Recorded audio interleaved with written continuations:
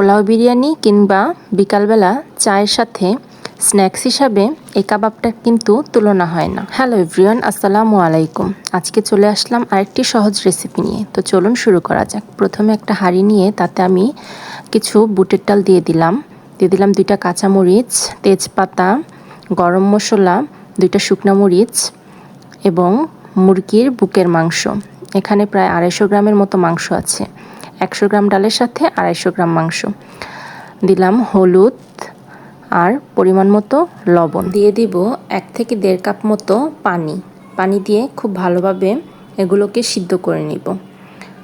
আর একটু soya sauce দিয়ে নিলাম। এবার ঢেকে এগুলোকে সিদ্ধ করে নিব। আমি কিন্তু মুরগির মাংসটা আগে থেকে লবণ, আদা রসুন ও গরম মশলা গুঁড়া দিয়ে মেখে রেখেছিলাম।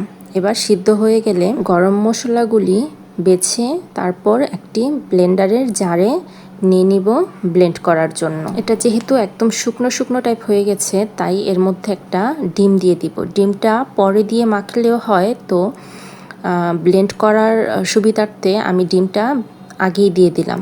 পাটায় বেটেও নেওয়া যায়। খুব ভালোভাবে ব্লেন্ড হয়ে গেলে মিক্সচারটা একটা প্লেটে নামিয়ে নিব। এবার দিব এর মধ্যে পুদিনা পাতা, কাঁচামরিচ কুচি, ধনিয়া পাতা ও বেশ অনেকটা পেঁয়াজের বেরেস্তা, সাথে দিব গরম মশলার গুঁড়া। এবার খুব ভালোভাবে মেখে নিব। মশলা বা ঝাল যে যার পরিমাণ অনুযায়ী দিবেন। আমার বাচ্চা খাবে, তো আমি ঝাল একটু কম দিলাম। তো এবার হাতের মধ্যে একটু ঘি মেখে নিয়ে মিশ্রণটা থেকে গোল গোল আকৃতি বা যে যার ইচ্ছা অনুযায়ী শেপ দিয়ে এভাবে কাবাব আকৃতির বানিয়ে নিব। একে একে সবগুলি কাবাব বানানো হয়ে গেল আমার। এবার ভেজে নেওয়ার পালা। তো কড়াইতে তেল দিয়ে একে একে সবগুলি কাবাব তেলের মধ্যে ছেড়ে দিব। যেহেতু এটা আগে থেকে সিদ্ধ করে নেওয়া, তাই খুব বেশি সময় ভাজার কোনো দরকার নেই। মোটামুটি গোল্ডেন ব্রাউন একটা কালার চলে আসলে নামিয়ে নেওয়া যায়।